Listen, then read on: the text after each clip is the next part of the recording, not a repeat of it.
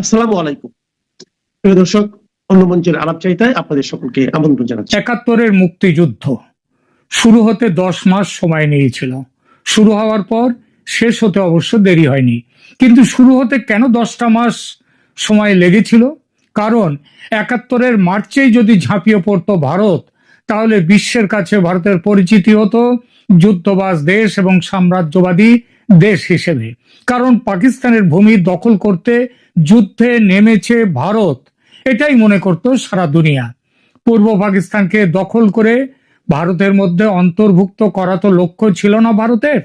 ভারত চেয়েছিল পাকিস্তানিদের হাত থেকে পূর্ব বাংলার বাঙালিকে রক্ষা করতে, সেখানকার মানুষ যাতে সুখে শান্তিতে স্বস্তিতে তাদের নিজেদের বাঙালি পরিচয় ও ঐতিহ্য নিয়ে বেঁচে থাকতে পারে, যে ঐতিহ্য যে পরিচয় কেড়ে নিচ্ছিল পাকিস্তান।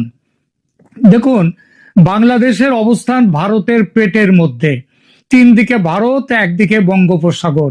এই ভূখণ্ড যদি অশান্ত থাকে, তার প্রভাব ভারতের ওপর পড়তে বাধ্য। তাই শান্ত সুস্থির বাংলাদেশ চায় ভারত, আগেও চাইছে, ৭১-ও চেয়েছে যে শান্ত শিষ্ট পূর্ব পাকিস্তান। ২০২৫-এও চায় শান্ত স্বস্তিতে থাকা সুস্থির বাংলাদেশ। ৭১-এর মার্চ এপ্রিলে বন্যার মতো মানুষ সীমান্ত পেরিয়ে ভারতে এসেছিল। তাদের আশ্রয় আর অন্ন বস্ত্র চিকিৎসা দিতে নাস্তানাবুদ হয়ে গিয়েছিল ভারত। ভারত চাইলে একেবারে শুরুতেই পাকিস্তানের বিরুদ্ধে যুদ্ধে নেমে সামাল দিতে পারত সেই পরিস্থিতি, কিন্তু তা করেনি। আগেই বলেছি যে ১০ মাস অপেক্ষা করেছিল। এই ১০টা মাসে তৈরি হয়েছিল মুক্তি সেনা। ভারতও সারা পৃথিবীতে বাংলাদেশ নিয়ে, বাংলাদেশের মুক্তি সংগ্রাম নিয়ে সারা পৃথিবীতে প্রচার করতে পেরেছিল দুনিয়াকে। মুক্তি বাহিনীকে সামনে রেখে তাদের সাহায্যকারী হিসেবে ছিল ভারত। ভারত ছিল সাহায্যকারী হিসেবে। তাও হয়তো ভারত প্রত্যক্ষভাবে ঝাঁপত না যুদ্ধে, যদি না পাকিস্তান পশ্চিম সীমান্তে শিয়ালকোট সেক্টরে সেখানে ভারতে বিমান হানা যদি না করত। ক্রিকেটের ভাষায় চালিয়ে খেলতে গিয়েছিল পাকিস্তান। সেই আক্রমণ ভারতের যুদ্ধে নামাকে জাস্টিফাই করেছিল বাংলাদেশ, মানে পূর্ব পাকিস্তান বা এখনকার বাংলাদেশে। যুদ্ধ ছড়ায় দেশের পূর্ব সীমান্তে। ফলাফল কি হয়েছিল সবাই জানে। মুক্তিযুদ্ধের সাফল্য, ৯৩,০০০ পাকিস্তানি সেনার সারেন্ডার এবং স্বাধীন বাংলাদেশের জন্ম। এই ইতিহাস স্মরণ করলাম বিশেষ কারণে। কারণটা হলো এই ২০২৫-এ ঠিক সেই ৭১-এর ছবি দেখতে পাচ্ছি অনেকখানি। সেবার ১ কোটির বেশি উদ্বাস্তু এসেছিল ভারতে, এবার আসেনি না বলে বলা ভালো, আসতে পারেনি, সীমান্তে আটকে গিয়েছিল। কিন্তু এটা ছাড়া বাকি পরিস্থিতি অনেকটাই সেই ৭১-এর মতো। তবে আরো একটা তফাৎ আছে। সেবার পাকিস্তান ছিল প্রত্যক্ষ যুদ্ধে, আর এবার তারা পরোক্ষে। সেবার পাকিস্তান দখল রাখার লড়াইতে ছিল, এবার আছে নতুন করে দেশটাকে, বাংলাদেশকে দখল করার লড়াইয়ে। আর সেই লড়াইয়ে সামরিক প্রত্যাঘাতের সিদ্ধান্ত নিতে ভারত সময় নিল সেবারের চেয়ে কিছু বেশি।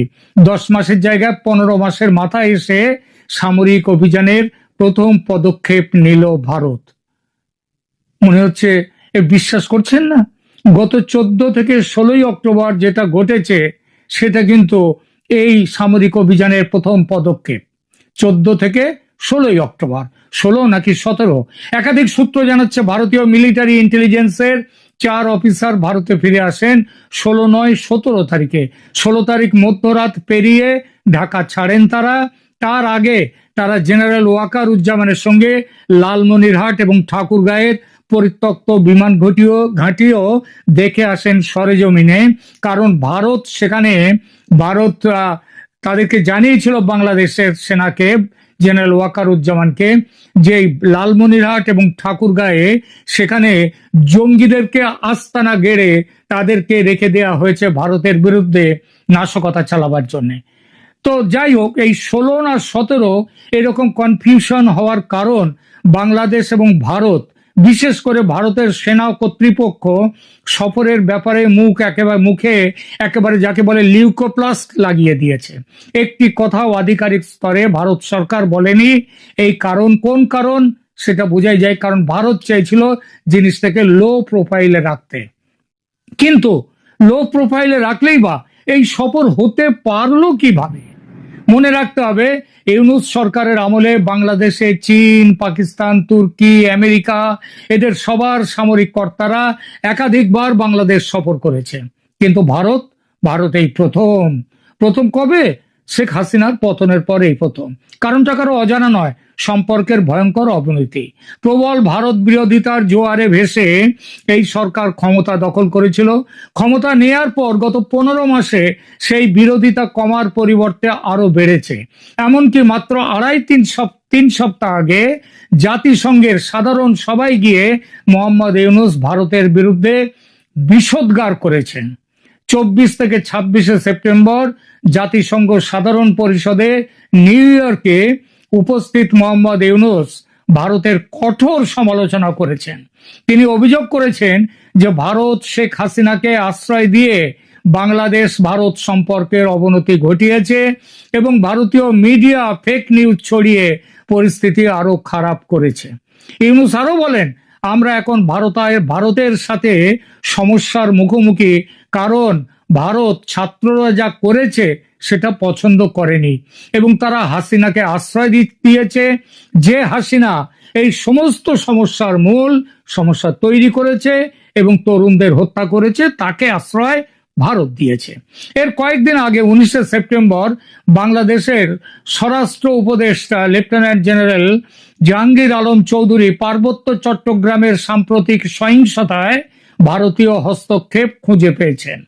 ইউনূসের আর এক সহযোগী ও বাংলাদেশের জাতীয় নিরাপত্তা উপদেষ্টা খলিলুর রহমান, তিনিও বলেছেন পার্বত্য চট্টগ্রামকে অশান্ত করছে ভারত।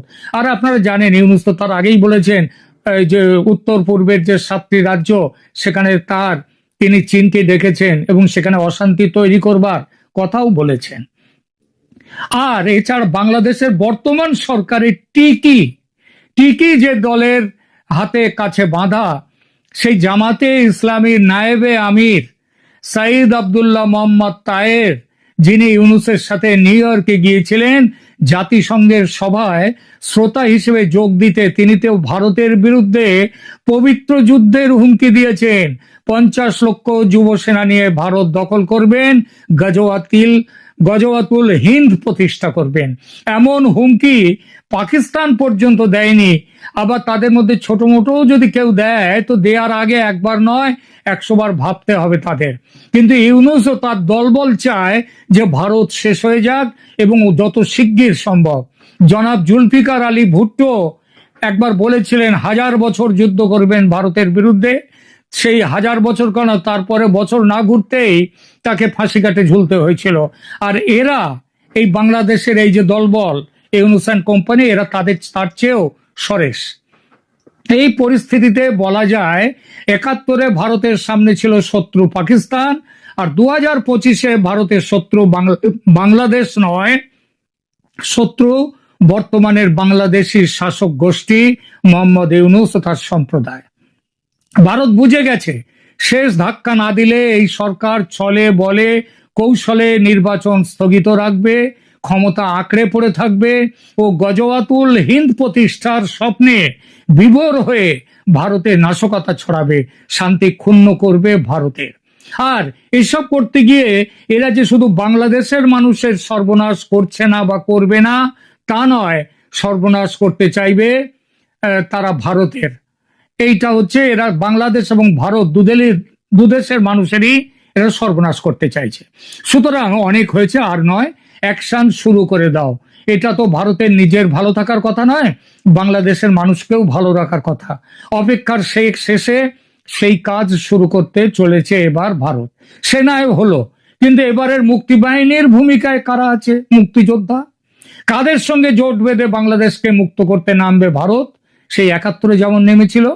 বাংলাদেশের এই নতুন মুক্তিবাহিনী হলো বাংলাদেশ সেনা। আরো সঠিকভাবে বললে সেনাবাহিনীর একটা অংশ বা গোষ্ঠী। শুনতে অবাক মনে হলো, এটাই সত্যি হতে বাধ্য। পরিস্থিতি যে এমন হবে ভারত জানতো সেটা, তাই 15 মাস অপেক্ষা করে গেছে, শুধু দেখতে চেয়েছে কোথাকার জল কিভাবে গড়ায়। বাংলাদেশ সেনাবাহিনীর মধ্যে যে মতাদর্শিক কারণে তিনটি গোষ্ঠী আছে, এটা সারা পৃথিবী জানে, দেশের মানুষ তো জানেই। বাংলাদেশ সেনাবাহিনীর মধ্যে তিনটি প্রধান গোষ্ঠীর, একটা হলো আওয়ামী লীগ পন্থী গোষ্ঠী, এরা লেফটেন্যান্ট জেনারেল মোহাম্মদ সাইনুল হকের নেতৃত্বে রয়েছেন। দুই হচ্ছে প্রো ইসলামিস্ট ও পাকিস্তানপন্থী গোষ্ঠী, লেফটেন্যান্ট জেনারেল মোহাম্মদ ফয়জুর রহমানের নেতৃত্বে আছে, যারা হিজবুত তাহরির এবং ছাত্র নেতাদের সঙ্গেও যাদের যোগাযোগ প্রবল। এতদিন ওয়াকারুজ্জামান কখনো এদিকে কখনো কখনো ওদিকে থেকে ভারসাম্য রক্ষার চেষ্টায় চলেছেন, কারণ তিনি মধ্যপন্থী, তিনি বর্তমান সরকারের সমর্থনে আছেন, আবার মাঝে মাঝে বিরোধিতায়ও আছেন। এই জন্য খুব সঠিকভাবে কিছু কোনো নিরর্থক নয়, সঠিক অর্থেই কিছু মানুষ ভেবেছে তিনি এই সরকারের ষড়যন্ত্রের অংশীদার, এই বলে গালি দিয়েছেও তাকে, হয়তো সেটা মিথ্যেও নয়। আবার কিছু মানুষ যারা এই সরকারের অংশ, তারা আবার ওয়াকারুজ্জামানকে গালি দিয়েছে হাসিনার দালাল বলে। দুই তরফেই গালি খেয়েছেন ওয়াকারুজ্জামান, এবং আওয়ামী লীগ পন্থীদের কাছেও, আবার যারা এই ইউনুস পন্থীদের তাদের কাছেও। আর ইউনুসের সঙ্গে তার সম্পর্ক তো বর্তমানে অনেকটাই সাপে নেউলে। এইভাবেই চলছিলেন ওয়াকারুজ্জামান, কিন্তু অঙ্ক পাল্টে দিল আইসিটি বা ইন্টারন্যাশনাল ক্রাইমস ট্রাইব্যুনাল। 25 জন সেনা অফিসারদের নামে জারি করা গ্রেপ্তারি পরোয়ানা পুরো হিসাবটা পাল্টে দিল, এবং জানা যাচ্ছে আপাতত 25, তবে মোট নাম আছে 150 জনের, যাদের মধ্যে আছেন 2009 থেকে 2025 পর্যন্ত বাংলাদেশের সেনা প্রধানরা, এর মধ্যে বিমান বাহিনীও আছে, আবার নৌবাহিনীর প্রধানরাও আছেন। অর্থাৎ স্বয়ং ওয়াকারুজ্জামান তো আছেনই।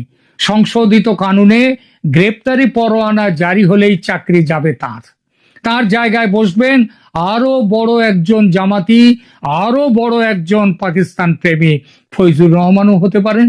71-এ শিয়ালকোট সেক্টরে বিমান হানা দিয়ে যে ভুল করেছিল পাকিস্তান, সেই রকমই ভুল করে ফেললো